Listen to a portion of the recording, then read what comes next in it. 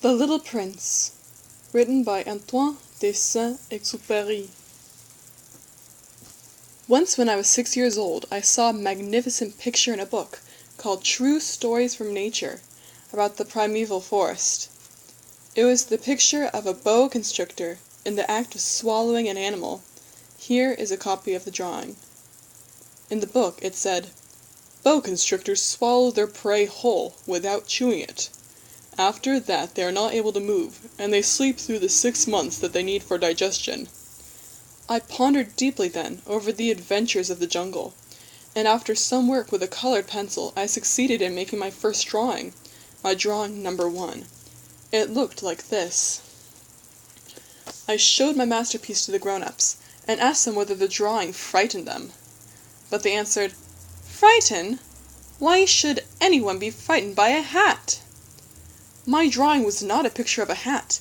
It was a picture of a boa constrictor digesting an elephant.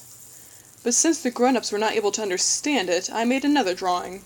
I drew the inside of the boa constrictor so that the grown-ups could see it clearly.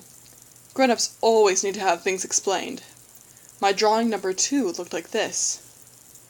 The grown-ups' response this time was to advise me to lay aside my drawings of boa constrictors, whether from the inside or the outside, and devote myself instead to geography, history, arithmetic, and grammar. That is why, at the age of 6, I gave up what might have been a magnificent career as a painter. I have been disheartened by the failure of my drawing number 1 and my drawing number 2. Grown-ups never understand anything by themselves, and it is tiresome for children to always and forever be explaining things to them. So then I chose another profession, and learned to pilot aeroplanes. I have flown a little all over parts of the world, and it is true that geography has been very useful to me. At a glance I can distinguish China from Arizona. If one gets lost in the night, such knowledge is valuable. In the course of this life I have had a great many encounters with a great many people who have been concerned with matters of consequence. I have lived a great deal among grown-ups. I have seen them intimately, close at hand, and that has not improved my opinion of them. Whenever I met one of them who seemed to me at all clear-sighted, I tried the experiment of showing him my drawing number 1, which I have always kept.